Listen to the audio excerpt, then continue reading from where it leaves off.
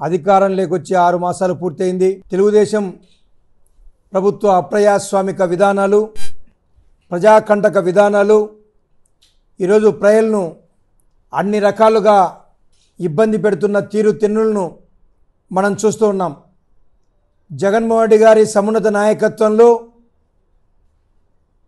ఒక ప్రతిపక్ష పాత్రను సమర్థవంతంగా ప్రజాపక్షాన పోరాడుతూ మొన్ననే రైతులకు సంబంధించి అన్ని రకాల ప్రయోజనాలు ఒనగూర్చే ప్రయత్నంలో తెలుగుదేశం పార్టీ విఫలం చెందింది అని చెప్పి జగన్మోహన్ రెడ్డి గారు పెద్ద ఎత్తున ర్యాలీకి పిలిపివ్వడం జరిగింది. మరి అటువంటి ప్రయత్నంలో భాగంగా రాష్ట్ర వ్యాప్తంగా అన్ని జిల్లా కేంద్రాలలో పెద్ద ఎత్తున ఈ ర్యాలీ విజయవంతం కావడం ద్వారా స్పష్టంగా అర్థమవుతోంది, జగన్మోహన్ రెడ్డి ఏదైతే తన ప్రజా పోరు యాత్రను ఎంచుకున్నాడో, పోరు బాటను ఎంచుకున్నాడో అది విజయవంతమైంది. అటువంటి ప్రయత్నంలో భాగంగానే మరొక్కసారి తెలుగుదేశం పార్టీ అధికారంలోకి రాకముందు, ఎన్నికల ముందు స్పష్టంగా చెప్పడం జరిగింది, విద్యుత్ ఛార్జీలు 1 పైసా పెంచకుండా, ప్రజలపై 1 పైసా భారం పడకుండా రాష్ట్రంలో సంపదను సృష్టిస్తా ఈ రాష్ట్ర ఆర్థిక పురోగతిని సాధిస్తామని చెప్పిన తెలుగుదేశం పార్టీ మరి ఈనాడు చేస్తున్నదేంటి? అధికారంలోకి వచ్చిన తర్వాత ప్రజలకు సంబంధించిన ఏదైతే సిక్స్ ప్యాక్ అని చెప్పడం జరిగిందో ఆ ప్యాకేజీ, ఆ ప్యాక్ ఏమైందో అర్థం కావడం లేదు.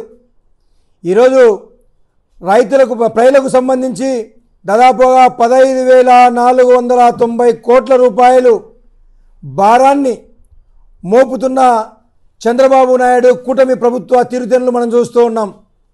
ఈరోజు సంపద సృష్టిస్తామని చెప్పిన చంద్రబాబు నాయుడు ప్రజల సంపదను దోచేస్తున్న తీరుతెన్నులు వ్యవహారాల మీద జగన్మోహన్ రెడ్డి గారు ఈరోజు ప్రతి నియోజకవర్గ కేంద్రాలలో పెద్ద ఎత్తున ర్యాలీ, ధర్నా లాంటి కార్యక్రమాలు నిర్వహించాలని చెప్పి పిలిపివ్వడం జరిగింది. ఈ సందర్భంగా తక్షణమే తెలుగుదేశం కూటమి ప్రభుత్వం ఏదైతే ప్రజలపై మోపాలని చూస్తున్న ఈ 15,490 కోట్ల భారాన్ని ఉపసంహరించుకోవాలి, లేకపోతే పెద్ద ఎత్తున ప్రజా ఆందోళనకు శ్రీకారం చుడతామని చెప్పి తెలియజేస్తున్నాం వైఎస్ఆర్ కాంగ్రెస్ పార్టీగా. మరి అంతేకాకుండా ఈ 6 సంవత్సరాల తెలుగుదేశం పరిపాలన కాలంలో ప్రజలకు సంబంధించిన ప్రయోజనాలు ఒరగొచ్చే కార్యక్రమాలు కాకుండా కేవలం లక్ష్యపూరితంగా వ్యవహరించడం జరుగుతోంది. ఈ ప్రభుత్వం పలానా పథకం అమలు పరచలేదు అంటే వారి మీద కేసు పెడుతున్న వ్యవహారాలను మనం చూస్తూ ఉన్నాం. 3rd డిగ్రీ కూడా వాళ్ళ మీద వ్యవహరిస్తూ మానసికంగా కృంగదీసి ప్రజాస్వామిక విలువలను తుంగలో కొడుతున్న వ్యవహారాలని చూస్తున్నాం తెలుగుదేశం ప్రభుత్వం, కూటమి ప్రభుత్వం. మరి ఈరోజు మేము ప్రజాపక్షాన ఏ రకమైన పోరాటాలకైనా, త్యాగాలకైనా వైఎస్ఆర్ కాంగ్రెస్ పార్టీగా మేము సిద్ధంగా ఉన్నాం. తెలుగుదేశం పార్టీ పెట్టే ఏ రకమైన హింసాత్మక సంఘటన భరించేందుకు సిద్ధంగా ఉన్నాం.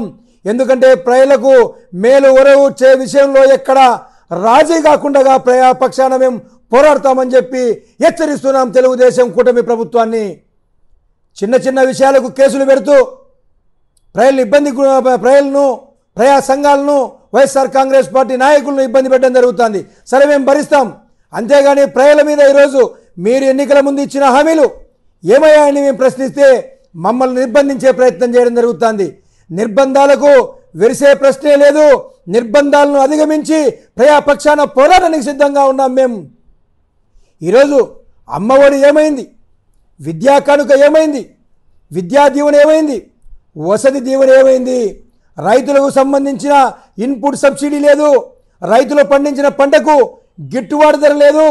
ఈరోజు చేయూత ఏమైంది? చేదోడైంది?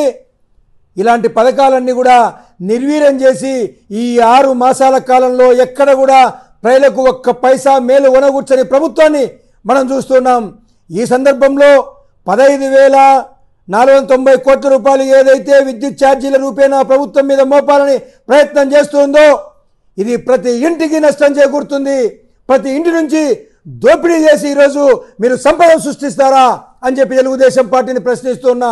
మీరు సంపద సృష్టించాలి అనుకుంటే పరిశ్రమలు తీసుకురావండి, సంపద సృష్టించాలి అనుకుంటే సాగునీటి ప్రాజెక్టులు తీసుకురండి, సంపద సృష్టించాలనుకుంటే ఏదైనా అంతర్జాతీయ సంస్థలను ఈ రాష్ట్రానికి తీసుకురండి.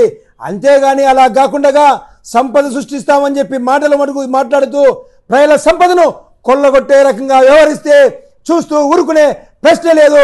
ఏ రకమైన త్యాగానికైనా జగన్మోహన్ రెడ్డి గారి సమున్నత నాయకత్వంలో మేము సిద్ధంగా ఉన్నామని చెప్పి తెలుగుదేశం పార్టీని హెచ్చరిస్తున్నాం. ఈ సందర్భంగా అన్ని రకాల ప్రజానికాన్ని, ప్రజా సంఘాలను, అనేక పార్టీలను మేము ఒకటే కోరుతున్నాం. రండి, జగన్మోహన్ రెడ్డి గారు రేపటి రోజు పెద్ద ఎత్తున ర్యాలీలు నిర్వహిస్తే ధర్నా లాంటి కార్యక్రమాలు చేయడం జరుగుతుంది. మీ యొక్క ప్రజా పోరాటంలో, పోరుబాటులో మీరందరూ భాగస్వాములు కండి. ప్రజలకు సంబంధించిన సమస్యల పరిష్కారం కోసం మీరందరూ ముందుండి మన లక్ష్య సాధన కోసం ప్రజలపై భారం మోపకుండా అందరం కూడా చేయి కలుపుదాం. ప్రజలు కూడా పెద్ద సంఖ్యలో పాల్గొని ఈ కార్యక్రమంలో విజయవంతం చేయాలని చెప్పి నేను కోరుకుంటున్నాను. పాతూరులోని బ్రహ్మంగాది గుడి నుంచి ర్యాలీ మొదలై Gandhi Bazaar 1 town police station మీదుగా అలాగే పాతూరులో ఉన్న పవర్ స్టేషన్ దగ్గర పెద్ద ఎత్తున ధర్నా లాంటి కార్యక్రమాలు, వినతి పత్రం ఇవ్వడం జరుగుతుంది సూపరింటెండెంట్ ఇంజనీర్కు. కాబట్టి మేము ప్రభుత్వాన్ని ఇప్పటినే విన్నవిస్తున్నాం. ప్రజలపై ఏ రకమైన సంక్షేమాన్ని సంక్షోభంలో దొక్కినారు మీరు. మరి అదేవిధంగా ప్రజల కొనుగోలే ఏ ఒక్క ప్రయోజనాన్ని కూడా ప్రజలకు అందించలేకపోయారు. రైతుల ప్రయోజనాలు తొంగలో దొక్కారు. మరి ప్రతి ఇంటికి భారం మోపే ఇక విద్యుత్ ఛార్జీల విషయంలో కూడా మీరు ఈ రకంగా ముందుకు పోతే గతంలో ఏదైతే తెలుగుదేశం ప్రభుత్వం ఇదే విద్యుత్ ఇష్యూలో 100 రోజులు పెద్ద ఎత్తున ఒక ఆర్థిక అంశం మీద భారతదేశ రాజకీయ చరిత్రలో 100 రోజులు ఆందోళన కొనసాగింది అంటే ఆరో తెలుగుదేశం పార్టీ ఇలాంటి విద్యుత్ ఉద్యమంలోనే కొనసాగింది. మరొక్కరాని ఇది పునరావృతం కాకుండా చూసుకోవాలని చెప్పి తెలుగుదేశం పార్టీని హెచ్చరిస్తున్నాం.